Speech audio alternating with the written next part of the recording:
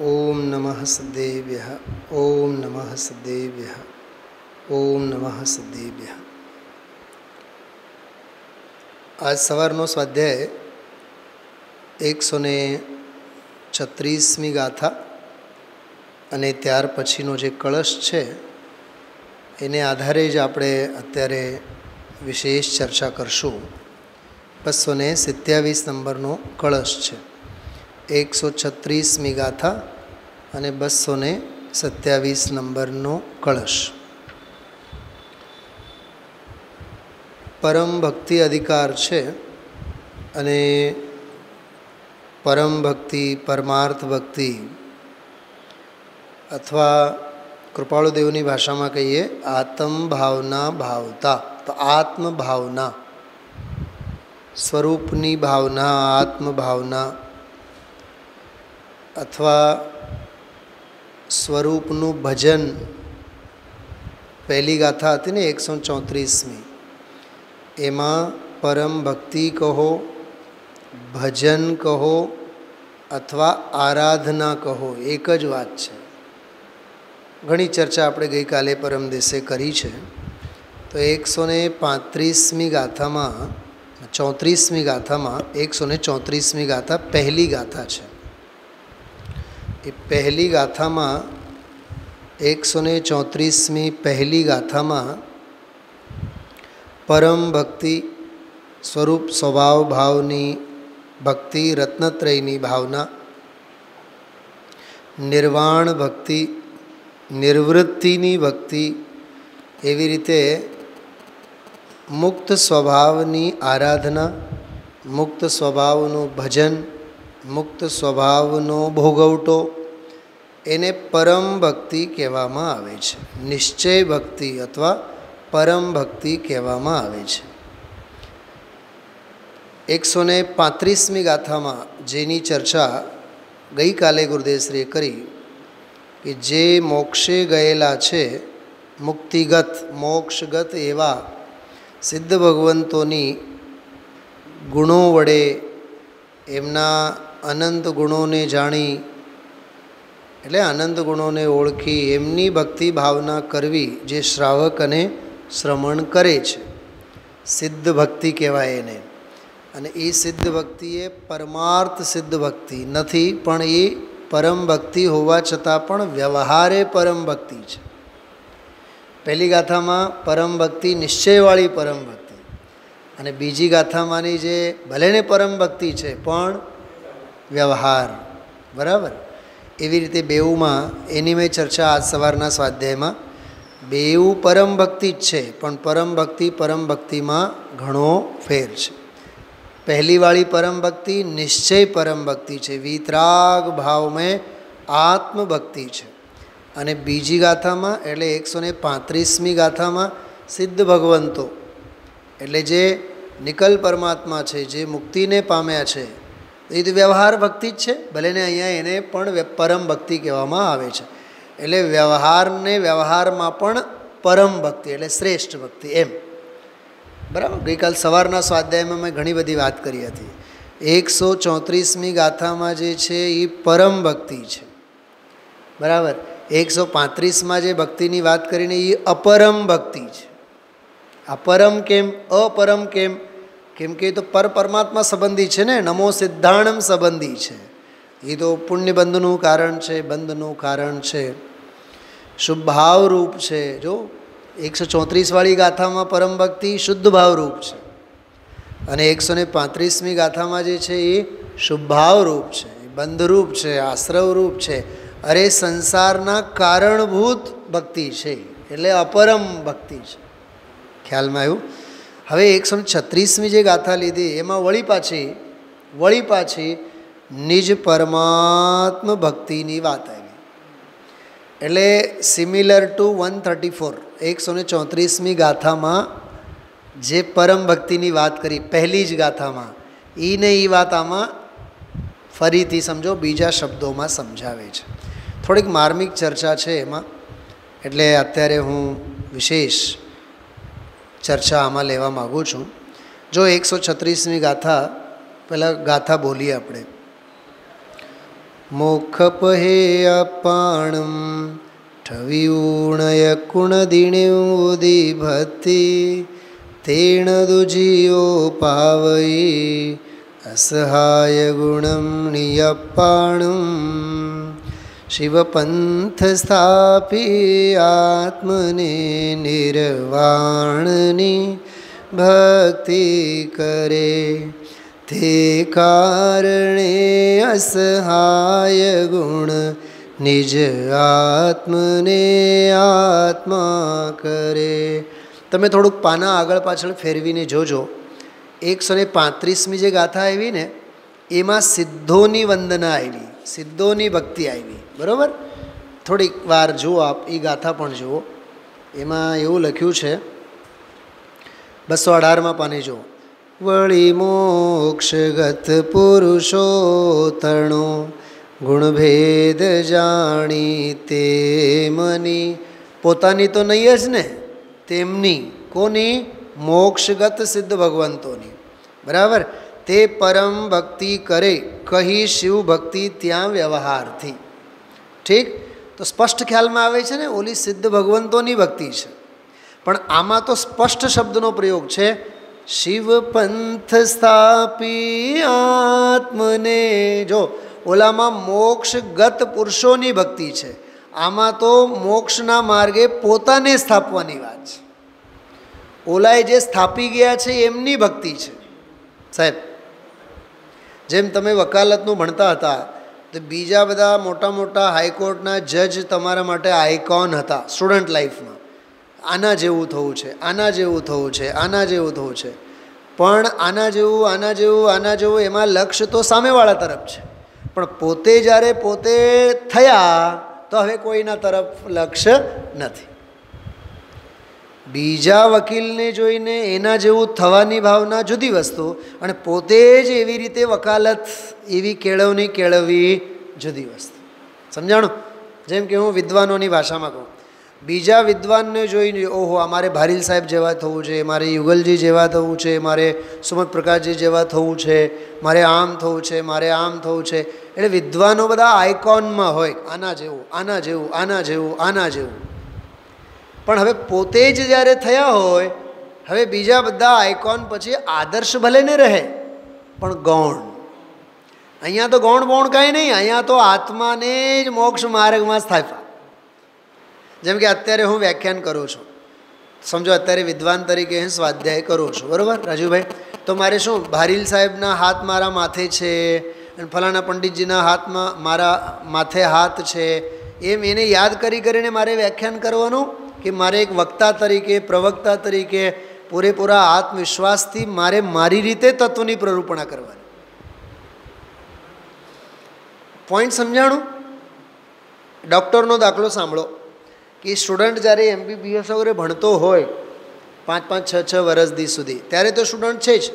પછી વર્ષ દી સુધી જે ઇન્ટર્નશીપ કરે, બીજા સિનિયર ડૉક્ટરોના હાથ નીચે ટ્રેન થતો હોય.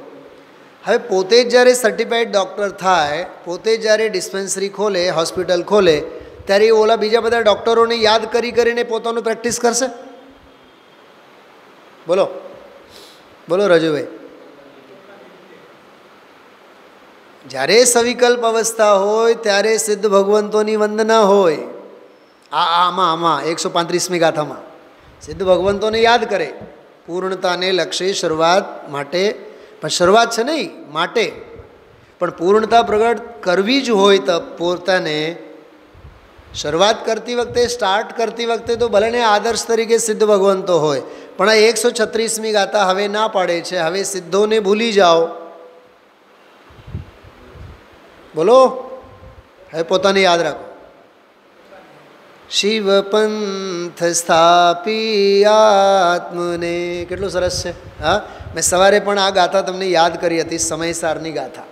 હા, 402 કે 412 નંબરની ગાથા.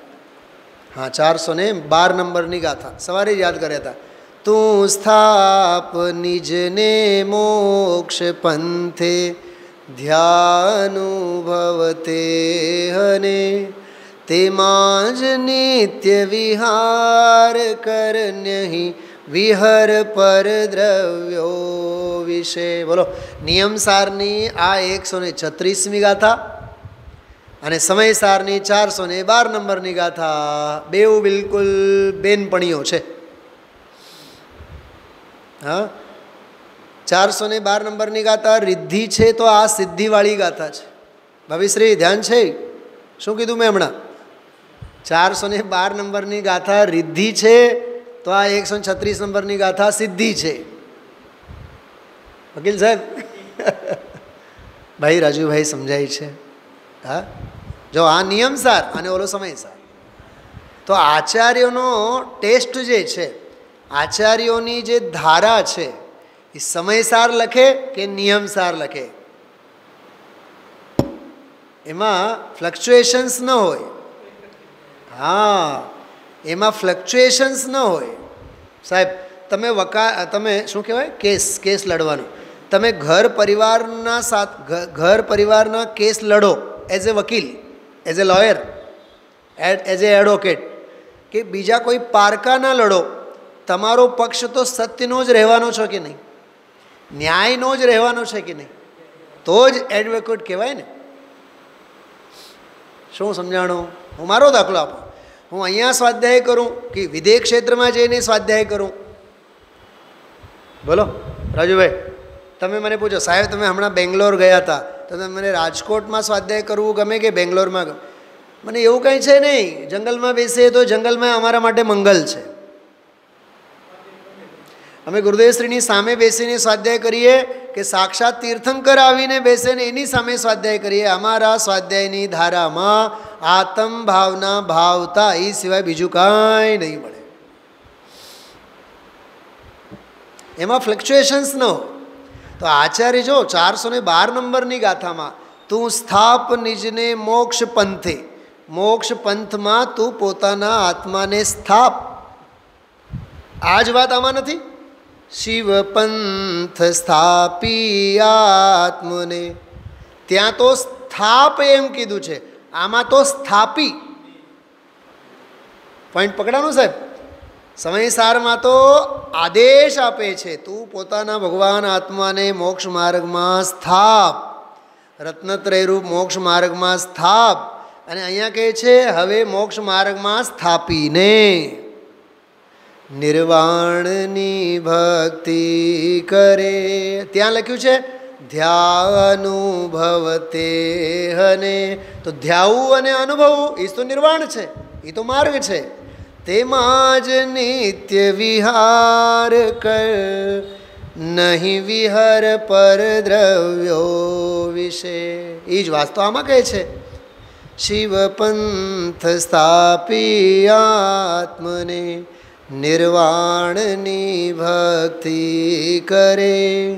તે કારણે અસહાય ગુણ નિજ આત્મને આત્માવરે, પોતાના આત્માને આત્મા વડે રત્નત્રય વડે શણગાર કરે છે.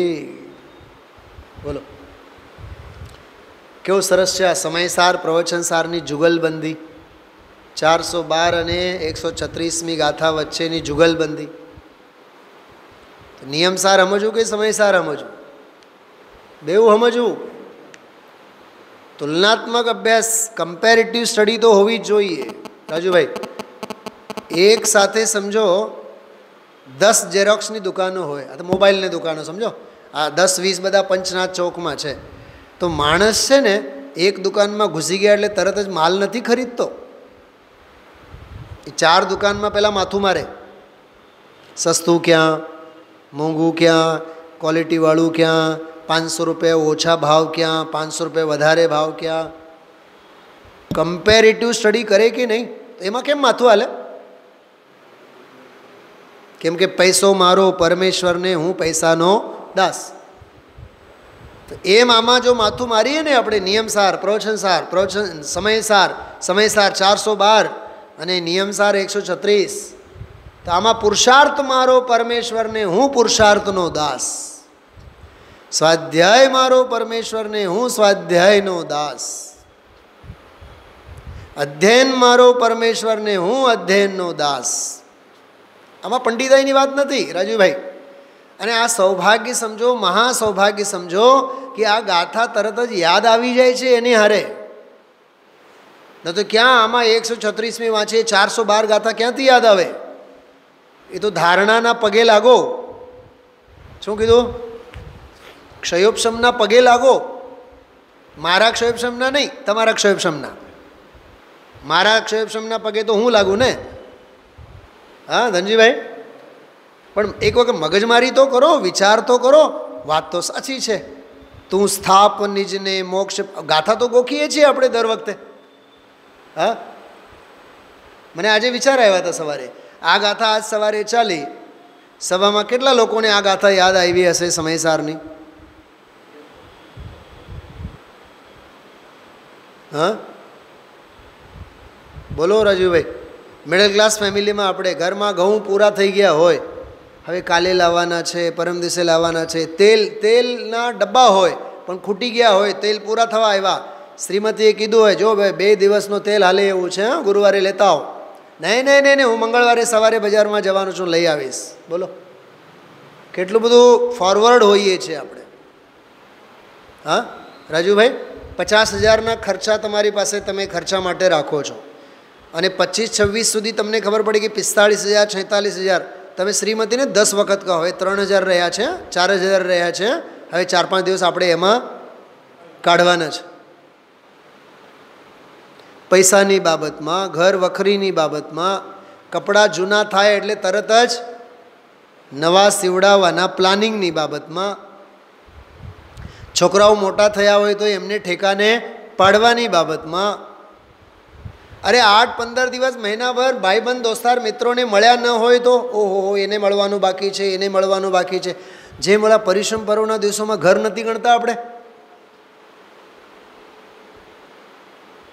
શું કીધું મેં હમણાં? ઓલા વડીલને જે મળવા જવાનું છે, ઓલા ફૈબાને મળવા જવાનું છે, ઓલા મામાને મળવા જવાનું છે. બધાએ મામાઓ અને ફૈબાઓ બધાએ મિચ્છામી દુક્કડમ માટે રાફડામાંથી સાંપની જેમ ઉછળી પડે. બધે જઈએ કે નહીં રાજુભાઈ આપણે? કેમ એ યાદ રાખીને કરીએ છીએ? એમ આમાં કેમ યાદ ન રાખવું જોઈએ આપણે? 412 નંબરની ગાથા સમયસાર અને 136મી ગાથા નિયમસાર. મારી વાત ખોટી હોય તો બતાવો તમે. સ્વાધ્યાય તો હોવું જ જોઈએ ને, સમન્વયવાળું.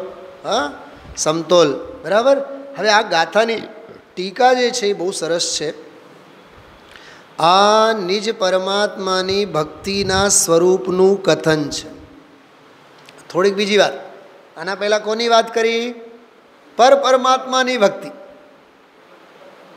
મોક્ષે ગયેલા સિદ્ધોની ભક્તિની વાત હતી ને. આમાં કહે છે કે નહીં, આમાં સ્વયં સિદ્ધની ભક્તિ છે.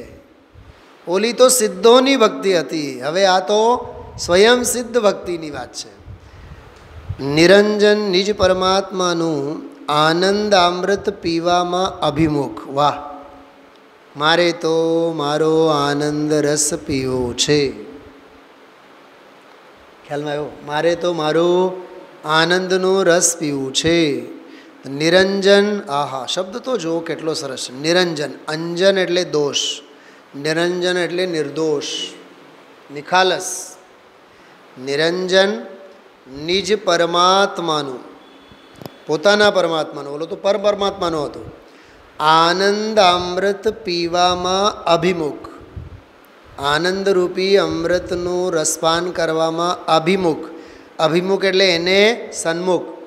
તો જો આ પહેલાંની ગાથામાં સિદ્ધોની સન્મુખ હતો, હવે સ્વરૂપને સન્મુખ છે. એટલે એનો અર્થ એમ થયો કે સિદ્ધોથી હવે ઉન્મુખ થયો, છૂટ્યો. ભેદ કલ્પના નિરપેક્ષ. આહા, ગુણભેદ, પર્યાય ભેદ, દ્રવ્ય ભેદ, કોઈ ભેદોની કલ્પના જેમાં નથી, એનાથી નિરપેક્ષ. નિરુપચાર, આનો અર્થ ગુરુદેવશ્રી બહુ સરસ કરેલો. વ્યવહાર રત્નત્રય, રાગરૂપ રત્નત્રય, દેવશાસ્ત્ર ગુરુ સંબંધી, મહાવ્રતાદિક સંબંધી, અરે શાસ્ત્ર જ્ઞાન સંબંધી વગેરે જે વ્યવહાર રત્નત્રય છે એ ઉપચાર છે. અને ઉપચાર રત્નત્રયથી નિરપેક્ષ છે, એટલે નિરુપચાર રત્નત્રયાત્મક. કેવું? હા, સવારે પણ મેં એક વાત કરી હતી, સ્વભાવ નિરુપચાર, સ્વભાવ નિરુપચાર, આત્મા નિરુપચાર, પણ દુનિયાની ઔપચારિકતાઓનો આપણને રસ કેટલો. સવારે આ કીધું હતું ખાસ વકીલ સાહેબ. અહીંયા તો ઉપચરિત રત્નત્રયથી પણ પાર એવો સ્વભાવ છે, એટલે વ્યવહાર રત્નત્રયથી પાર, લોક વ્યવહારથી તો યોજનો દૂર છે. લોક સંજ્ઞાએ લોકાગ્રે જવાતું નથી, તો બહુ જૂની વાત થઈ ગઈ. અહીંયા કહે છે કે વ્યવહાર રત્નત્રયોથી પણ નિરપેક્ષ, અને નિશ્ચય રત્નત્રયોમાં પણ અભેદ, એમાંય ભેદ નહીં. નિરુપચાર રત્નત્રયાત્મક, નિરુપરાગ, આ એક બહુ સરસ છે. નિરુપરાગ, ઉપરાગ રહિત, રાગ રહિત, કષાય રહિત, શુભાવ રહિત. અરે વ્યવહાર રત્નત્રય ઉપરાગ છે, એ ઉપરાગ રહિત. બોલો, દેવશાસ ગુરુ પ્રત્યેની શ્રદ્ધા રાગ છે કે નહીં? એનાથી રહિત. શાસ્ત્ર જ્ઞાન રાગ છે કે નહીં? કે હા, એનાથી રહિત. દયાદાન વ્રત વગેરેનું પાલન ચારિત્ર એ ઉપરાગ છે કે નહીં? કે હા, એનાથી રહિત. રાજુભાઈ, બહુ અદ્ભુત છે, બહુ અદ્ભુત અમૃત છે આ. હા, આ બધી આવા વાયુમંડળમાં આપણે બહુ ખોલી ન શકીએ, શારીરિક શ્રમ બહુ પડે, પણ સમજવા જેવું છે. બહુ અંદરની મૂળ વસ્તુ છે. નિરુપરાગ મોક્ષ માર્ગમાં પોતાના આત્માને, જો બસ પોતાને હવે મૂકવાનું છે.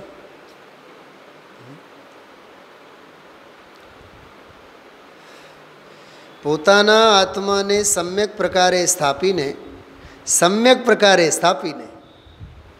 સાહેબ, સાંભળીને સ્થાપ્યા એમ નહીં, શાસ્ત્રો વાંચીને સ્થાપ્યા એમ નહીં, એમને એમ હા પાડીને સ્થાપ્યા એમ નહીં, સામેવાળાને સારું લગાડવા માટે સ્થાપ્યા એમ નહીં, ગુરુદેવ શ્રી પ્રત્યે ભક્તિ માત્ર છે માટે સ્થાપ્યા એમ નહીં, કુંદ પ્રત્યે બહુ શ્રદ્ધા છે માટે સ્થાપ્યા એમ નહીં, જૈન કુળમાં જન્મ્યા છીએ એટલે પદ્ધતિ પ્રમાણે સ્થાપ્યા એમ નહીં.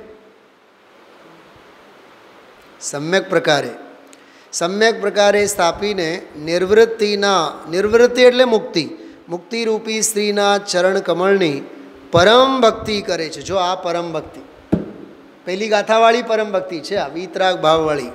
તે કારણથી તે ભવ્ય જીવ ભક્તિ ગુણ વડે, જો આ ભવ્ય આના પહેલાં પણ કળશો આવ્યા છે કે ભવ્યત્વ ગુણને સ્ફુરાયમાન કરીને, એક કળશ તો એવો આવ્યો છે, ભવ્યત્વ ગુણને વિકસાવ્યા છે. એકાદ મહિના પહેલાં એક કળશ આવ્યો હતો, ભવ્યત્વ ગુણને જેમણે વિકસાવ્યા છે. અરે પોતાની ભવ્યતાને ખીલવો, પોતાની ભવ્યતાને પ્રગટ કરો, ખીલો. કર્માઓમાં માણસનું મોઢું કેવું હોવું જોઈએ? ખીલેલું, પ્રફુલ્લિત. એમ પોતાના વીરને સ્ફુરાયમાન કરો, પોતાની શક્તિને સ્ફુરાયમાન કરો, એમ પોતાની ભવ્યતાને સ્ફુરાયમાન કરો. તો ભવ્ય જીવ ભક્તિ ગુણ વડે, વાહ! જો આ ભક્તિ ગુણ, કઈ ભક્તિ ગુણ છે? આ પરમ ભક્તિ ગુણ. નિર્વિકલ્પ, નિરુપરાગ મોક્ષ માર્ગમાં પોતાના આત્માને સ્થાપવાની જેની તૈયારી છે, આનું નામ ભક્તિ ગુણ.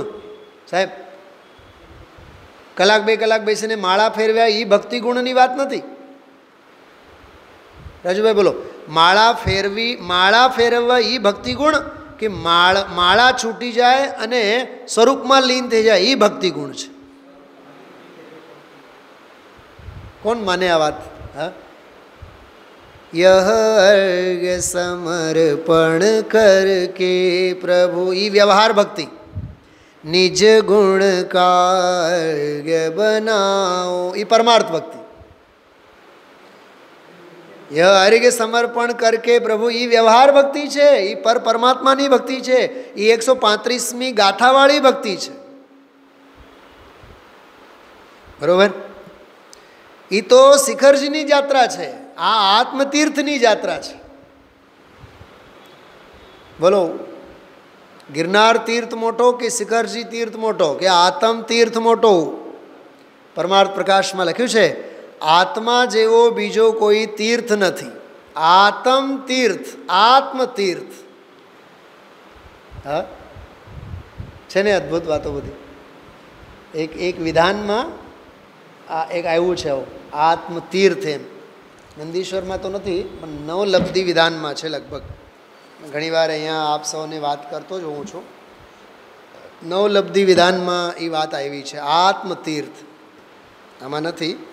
बहुत सरस बातों है बधी. जो आ परमार्थनी अंदरनी बातों है, खूब खूब अंदर में अहोभाव अने उल्लास लावीने आपणे सांभळवुं जोईए. चलो, आनी तो चर्चा गुरुदेवश्रीए बधी रीते अने खूब ज सरस रीते करेली. हवे आगळ वधीए छे आपणे. 227मो जे कलश है એ કળશની વાત કરીએ. આત્મા આત્મા હ્યાત્માનમાત્મન્ય વિચલિત મહા શુદ્ધરત્નત્રયેસ્મિન નિત્ય નિર્મુક્તિ હેતો નિરુપમ સહજ જ્ઞાન દ્રક્ષીલ રૂપે संस्थाप्यानंद भास्वन निरतिशय ग्रहम चेच्चमत्कार मात्रम.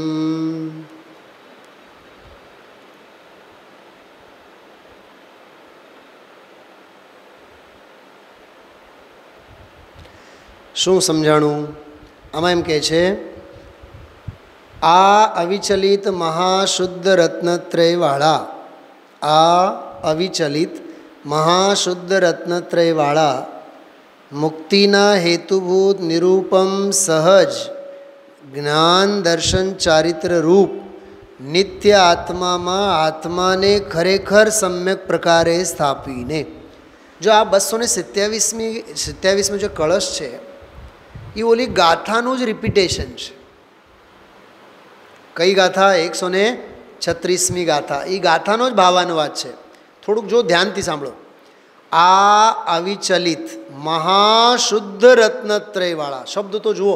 शुद्ध रत्नत्रय एम न कीधुं, महाशुद्ध रत्नत्रयवाळा. एटले गुरुदेवश्री आजे कीधुं तो आ टीकाकारने तो शब्दों पण ओछा पड़े छे. महाशुद्ध रत्नत्रयवाळा मुक्तिना हेतुभूत એટલે કારણ પરમાત્મા. કારણ પરમાત્મા જે કાર્યરૂપ મોક્ષનું મૂળ કારણ છે. मुक्तिना हेतुभूत निरूपम सहज ज्ञान दर्शन चारित्र रूप.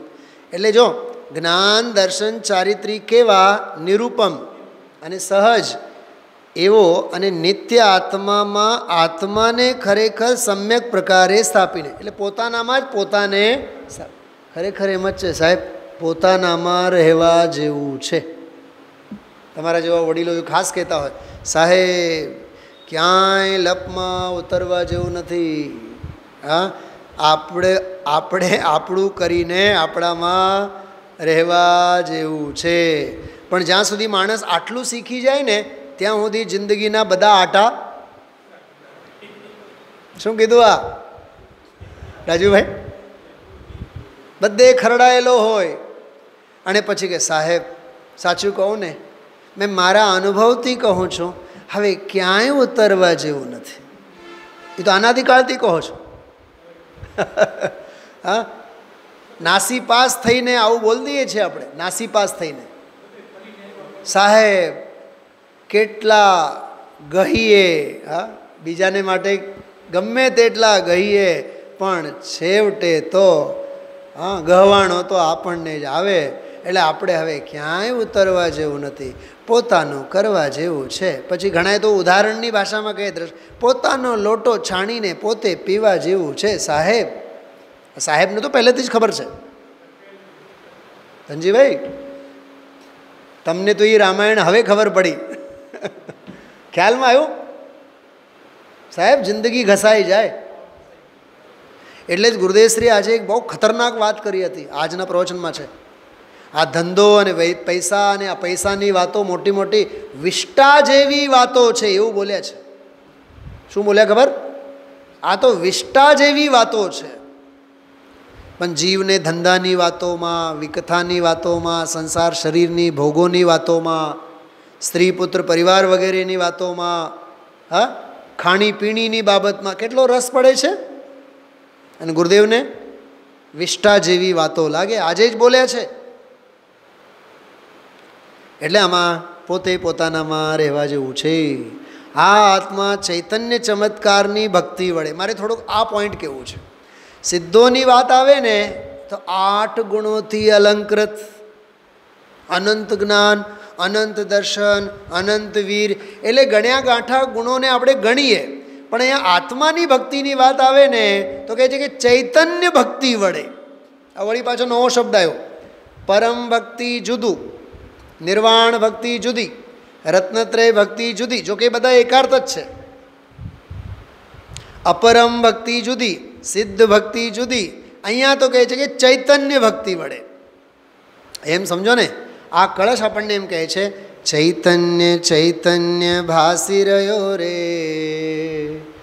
બસ જ્યારે ચૈતન્ય ચૈતન્ય ભાસવા લાગે તો સમજી લેવાનું હવે આત્મ ભાવના ભાવે રે, જીવ કેવળ જ્ઞાન પામે રે. હવે આત્મભાવના શરૂ થઈ એમ કહેવાય. ખ્યાલમાં આવ્યું? ચૈતન્ય ચમત્કારની ભક્તિ વડે, બોલો, ઓલા આનંદ ગુણોની ભક્તિ વડે, નવલબ્ધિની ભક્તિ વડે. કોની? સિદ્ધોની. અહીંયા નવલબ્ધિ ભક્તિ નહીં, ચૈતન્ય ભક્તિ. શું ધનજીભાઈ? હાથીના મોટા પગમાં બધાયના પગ સમાઈ જાય છે, તો ચૈતન્ય ભક્તિમાં બધા જ જ્ઞાન, દર્શન, સુખ, વીર્ય હે સ્વયં સિદ્ધ ભગવાન બધું જ આવી ગયું એમાં. છે ને ગજબની વાત? ચૈતન્ય ચમત્કારની ભક્તિ વડે નિર્તિશય ઘરને, વાહ! આ નિર્તિશય શબ્દનો અર્થ જો, જેનાથી કોઈ ચડિયાતું નથી એવા અનુપમ, શ્રેષ્ઠ અને અજોડ નિર્તિશય ઘર. જો નિર્તિશય ઘરને ગુરુદેવશ્રીએ ખૂબ આજે ચાબકા માર્યા છે. મકાન બનાવે, હા, મોટા મોટા માથાઓને બોલાવે, ખૂબ પૈસા ખર્ચે, જાણે કે બહુ મોટું કંઈ કામ કર્યું. 2 કરોડના બંગલા, 5 કરોડના બંગલા. રાજુભાઈ, શેની હોશો છે બતાવો? એ પૂતગલનો પ્રેમ નથી? તોય જો જગતમાં જીવોને એનો રસ નથી છૂટતો. નવી દુકાન બનાવે, નવા મકાન બનાવે, એમાંય પછી સિલ્વર હાઇટ્સમાં 2 ફ્લેટ લઈને ડુપ્લેક્સ કરી નાખે તો પછી પૂછો જ માં. 10 બેડરૂમનું મકાન. અચ્છા, તારે સુવાનું કેટલા બેડરૂમમાં?